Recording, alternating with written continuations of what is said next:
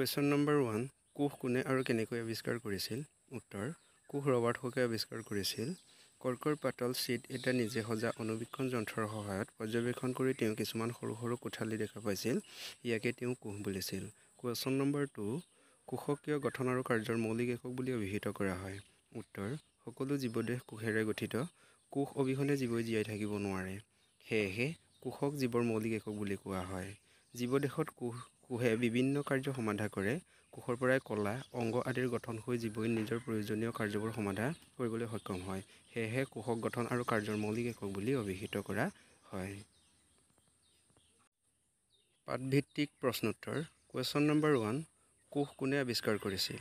উত্তৰ কোষ ৰবাৰ্ট হুকে আৱিষ্কাৰ কৰিছিল 1665ত। কুৱেশ্যন নম্বৰ 2 লেটিন শব্দ চেলৰ অৰ্থ কি? উত্তৰ চেলৰ অৰ্থ হ'ল সৰু সৰু খোটালি। কুৱেশ্যন নম্বৰ 3 জীৱবিলাক কিহেৰে গঠিত? উত্তৰ জীৱবিলাক কোষেৰে গঠিত। কুৱেশ্যন নম্বৰ 4 কোষত কোষকেন্দ্ৰৰ অৱস্থিতি কোনে ধৰা পেলাইছিল? উত্তৰ ৰবাৰ্ট ব্ৰাউনে 1831 চনত। কুৱেশ্যন নম্বৰ 5 কোষত থকা জুলীয়া পদাৰ্থখিনিক কি বোলে? উত্তৰ কোষত থকা জুলীয়া পদাৰ্থখিনিক প্ৰ'টোপ্লাজম বোলে।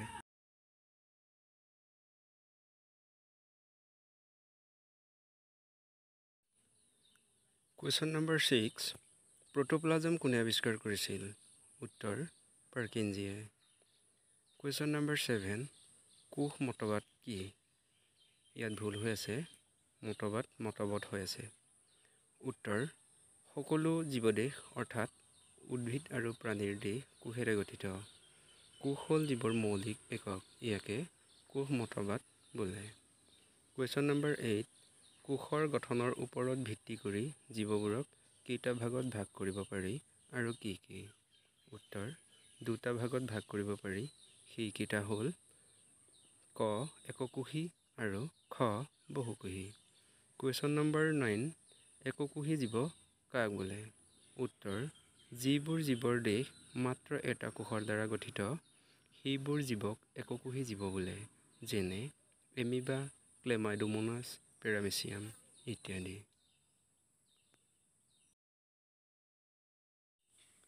প্ৰশ্নাৱলী page number 61 question number 1 carbon ডাই অক্সাইড আৰু পানীৰ দৰে পদাৰ্থবিলাক কোষৰ ভিতৰলৈ বা বাহিৰলৈ কেনেদৰে চলাচল কৰে আলোচনা কৰা।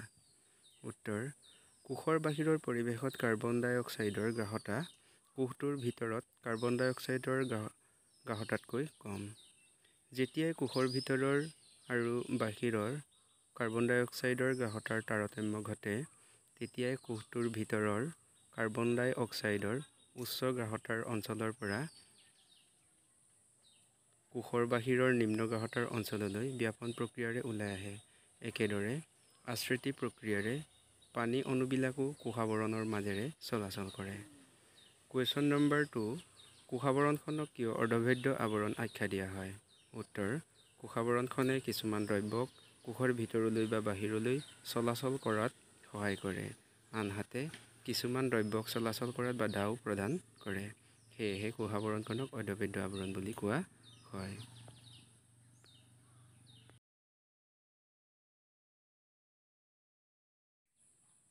পাঠভিত্তিক প্ৰশ্নোত্তৰ। কুৱেশ্যন নম্বৰ 1 কোষৰ বৈশিষ্ট্য বুলিলে কি বুজা? উত্তৰ কোষৰ বৈশিষ্ট্য হ'ল কোষাৱৰণ, কোষকেন্দ্ৰ আৰু কোষপূৰক সকলো জীৱৰ কোষতেই পোৱা যায়। কুৱেশ্যন নম্বৰ 2 কোষাৱৰণ বা কোষ আৱৰণ কি?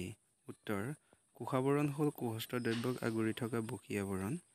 ই কিছুমান দ্ৰব্যক কোষৰ ভিতৰলৈ বা বাহিৰলৈ অহা যোৱা কৰাত সহায় কৰে, আনহাতে কিছুমান দ্ৰব্যক ইয়াৰ মাজেদি সৰকি যোৱাত বাধাও প্ৰদান কৰে। কুৱেশ্যন নম্বৰ 3 কোষাৱৰণখনক কিয় চয়নাত্মক ভেদ্য বুলি কোৱা হয়?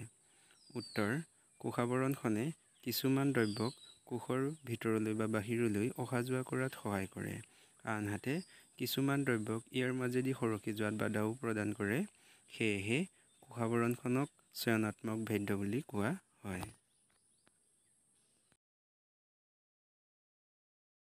নম্বৰ 4 কি প্ৰক্ৰিয়াৰ দ্বাৰা কোষৰ ভিতৰলৈ বা বাহিৰলৈ দ্ৰব্য বা গেছীয় পদাৰ্থৰ আদান প্ৰদান ঘটে? উত্তৰ ব্যাপনৰ দ্বাৰা। কুৱেশ্যন নম্বৰ 5 আশ্ৰিতি কাক বোলে? উত্তৰ অৰ্ধবেদ্য আৱৰণৰ মাজেদি পানীৰ অণুৰ ব্যাপন হোৱা প্ৰক্ৰিয়াকে আশ্ৰিতি বুলি কোৱা হয়।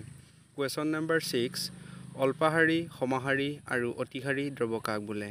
উত্তৰ অল্পাহাৰী দ্ৰৱ যদিহে কোষটোৰ চাৰিওপাশৰ মাধ্যমটোৰ পানীৰ গাঢ়তা কোষটোৰ ভিতৰৰ পানীৰ গাঢ়তাতকৈ বেছি হয় তেন্তে পানী কোষে আশ্ৰিতি প্ৰক্ৰিয়াৰে গ্ৰহণ কৰিব। এনে দ্ৰৱক অল্পাহাৰী দ্ৰৱ বুলি কোৱা হয়। সমহাৰী দ্ৰৱ যদিহে কোষটোৰ চাৰিওপাশৰ মাধ্যমটোৰ পানীৰ গাঢ়তা কোষটোৰ সৈতে একে হয় তেন্তে পানীৰ অণু কোষাৱৰণৰ মাজেদি চলাচল নহয়। এনে দ্ৰৱক সমহাৰী দ্ৰৱ বুলি কোৱা হয়। অতিহাৰী দ্ৰৱ যদিহে কোষটোৰ চাৰিওফালৰ মাধ্যমটোৰ পানীৰ গাঢ়তা কোষটোৰ ভিতৰৰ পানীৰ গাঢ়তাতকৈ কম হয় তেন্তে পানী আশ্ৰিতি প্ৰক্ৰিয়াৰে বাহিৰলৈ ওলাই যায়। এনে দ্ৰৱক অতিহাৰী দ্ৰৱ বুলি কোৱা হয়। কুৱেশ্যন নম্বৰ 7 কোষাৱৰণখন কিহৰ দ্বাৰা গঠিত? উত্তৰ কোষাৱৰণখন লিপিড আৰু প্ৰটিনৰ দ্বাৰা গঠিত। কুৱেশ্যন নম্বৰ 8 অন্তঃকোষীয় ভক্ষণ কি?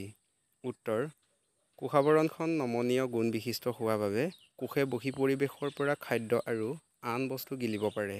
এনে প্ৰক্ৰিয়াকে অন্তঃকোষীয় ভক্ষণ বুলি কোৱা হয়।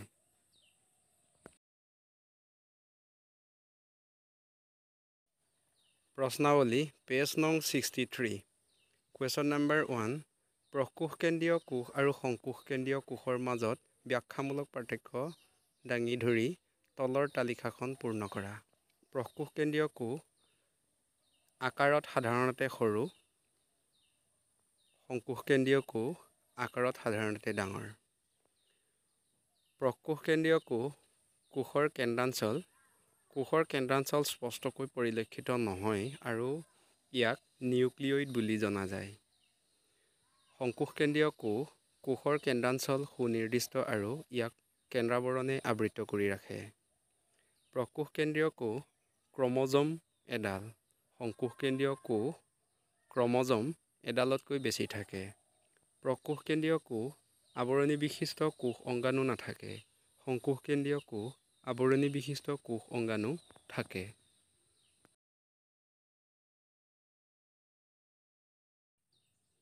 পাঠভিত্তিক প্ৰশ্নোত্তৰ।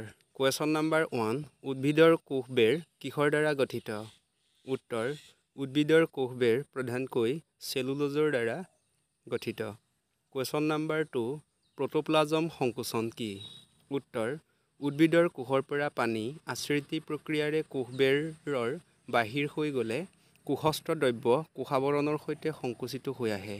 ইয়াকে প্ৰটোপ্লাজম সংকোচন বোলে। কুৱেশ্যন নম্বৰ 3 কোষ কেন্দ্ৰাৱৰণ বুলিলে কি বুজা?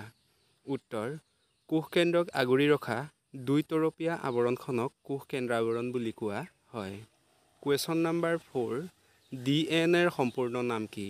উত্তৰ deoxyribonucleic acid. Question number 5 chromosome বুলিলে কি বুজা? উত্তৰ ক্ৰম'জম হ'ল বংশগত বৈশিষ্ট্যসমূহ প্ৰত্যেক জনুৰ পৰা পৰৱৰ্তী জনুলৈ কঢ়িয়াই নিয়া একক।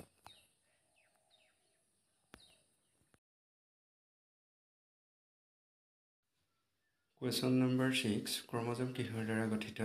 উত্তৰ ক্ৰম'জমবিলাক DNA আৰু প্ৰটিনেৰে গঠিত। কুৱেশ্যন নম্বৰ 7 DNA ৰ কাৰ্যকৰী একক কি? উত্তৰ DNA ৰ কাৰ্যকৰী একক হ'ল জিন। কুৱেশ্যন নম্বৰ 8 নিউক্লিয়ইড কি? উত্তৰ কোষৰ কেন্দ্ৰ অঞ্চলত নিউক্লিক এচিড থাকে। ইয়াকে নিউক্লিয়ইড বোলে। কুৱেশ্যন নম্বৰ 9 প্ৰকোষকেন্দ্ৰীয় জীৱ কাক বোলে? উত্তৰ যিবিলাক জীৱৰ কোষৰ কোষকেন্দ্ৰৰ কেন্দ্ৰাৱৰণ নাথাকে সেইবোৰ জীৱক প্ৰকোষকেন্দ্ৰীয় জীৱ বোলে। কুৱেশ্যন নম্বৰ 10 সংকোষকেন্দ্ৰীয় জীৱ কাক বোলে? উত্তৰ যিবিলাক জীৱৰ কোষৰ কোষকেন্দ্ৰৰ কেন্দ্ৰাৱৰণ থাকে সেইবোৰ জীৱক সংকোষকেন্দ্ৰীয় জীৱ বোলে। কুৱেশ্যন নম্বৰ 11 কোষৰস বুলিলে কি বুজা? উত্তৰ কোষৰস হ'ল কোষাৱৰণে আগুৰি ৰখা এক অৰ্ধজলীয়া পদাৰ্থ য'ত কোষ অংগাণুবিলাক থাকে। কুৱেশ্যন নম্বৰ 1 তুমি অধ্যয়ন কৰি অহা কোষ অংগাণুবিলাকৰ ভিতৰৰ এনে দুটা কোষ অংগাণুৰ নাম উল্লেখ কৰা যি দুটাতে আনুবংশিক পদাৰ্থ থাকে।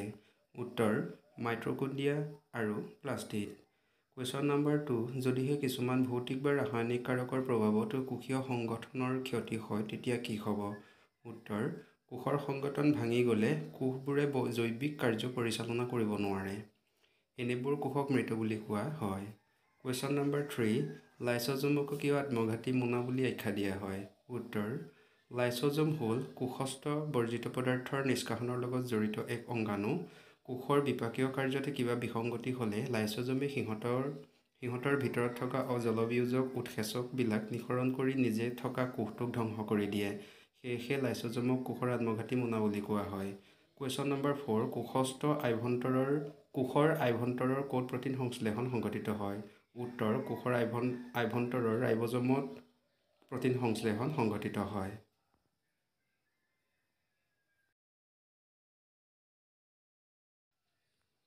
পাঠভিত্তিক প্ৰশ্নোত্তৰ। কুৱেশ্যন নম্বৰ 1, অন্তঃপৰশীয় জালিকা কি? উত্তৰ, অন্তঃপৰশীয় জালিকা হ'ল আৱৰণীযুক্ত নলিকা আৰু মোনাৰে গঠিত বৃহৎ জালিকা। কুৱেশ্যন নম্বৰ 2, অন্তঃপৰশীয় জালিকা কেই প্ৰকাৰৰ আৰু কি কি? উত্তৰ, অন্তঃপৰশীয় জালিকা 2 প্ৰকাৰৰ। ক, অমসৃণ বা খহটা আৰু খ, মসৃণ বা মিহি। কুৱেশ্যন নম্বৰ 3, গলজি সংঘ কি? উত্তৰ, গলজি সংঘ হ'ল কিছুমান আৱৰণী বিশিষ্ট মোনাকাৰ গঠন যিয়ে পৰস্পৰে সমান্তৰালকৈ সজ্জিত হৈ থকা চিষ্টাৰিন থাক গঠন কৰে। কুৱেশ্যন নম্বৰ 4, গলজি সংঘৰ বিষয়ে কোনে পোন প্ৰথমে বৰ্ণনা কৰিছিল? উত্তৰ, কেমিলো গলজিয়ে।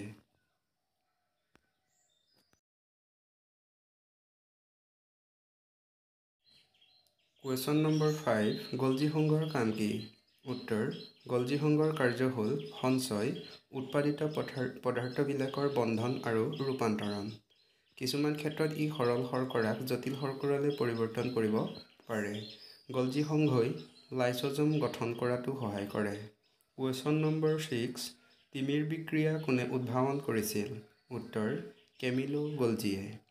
কুৱেশ্যন নম্বৰ 7, লাইচ'জমক কিয় আত্মঘাতী মোনা বুলি কোৱা হয়? উত্তৰ, লাইচ'জম হ'ল কোষস্থ বৰ্জিত পদাৰ্থৰ নিষ্কাশনৰ লগত জড়িত এক অংগাণু। কোষৰ বিপাকীয় কাৰ্যত কিবা বিসংগতি হ'লে লাইচ'জমে সিহঁতৰ ভিতৰত থকা জলবিয়োজক উৎসেচকবিলাক নিঃসৰণ কৰি নিজে থকা কোষটোক ধ্বংস কৰি দিয়ে। সেয়েহে লাইচ'জমক কোষৰ আত্মঘাতী মোনা বুলি কোৱা হয়। কুৱেশ্যন নম্বৰ 8, ATPৰ সম্পূৰ্ণ নাম লিখা। উত্তৰ, এডিনোচাইন ট্ৰাইফচফেট।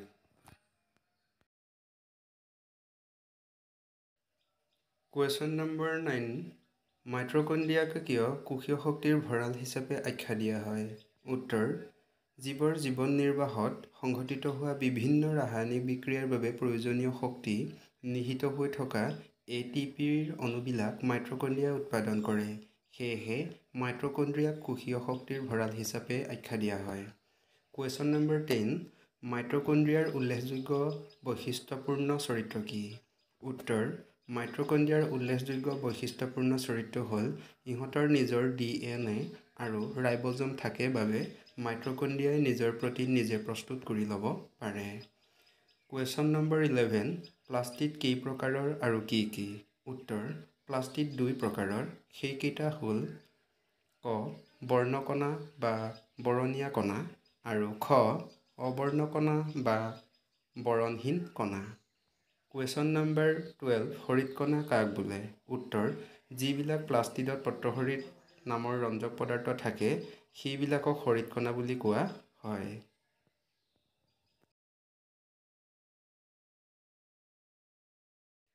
কুৱেশ্যন নম্বৰ 13, ষ্ট্ৰমা কি? উত্তৰ, ষ্ট্ৰমা হ'ল প্লাষ্টিডৰ আভ্যন্তৰৰ আৱৰণীযুক্ত তৰপেৰে গঠিত পদাৰ্থ। কুৱেশ্যন নম্বৰ 12, প্লাষ্টিড আৰু মাইট্ৰকণ্ড্ৰিয়াৰ সাদৃশ্যতা কি? উত্তৰ, মাইট্ৰকণ্ড্ৰিয়াৰ দৰে প্লাষ্টিডৰো নিজা DNA আৰু ৰাইব'জম থাকে।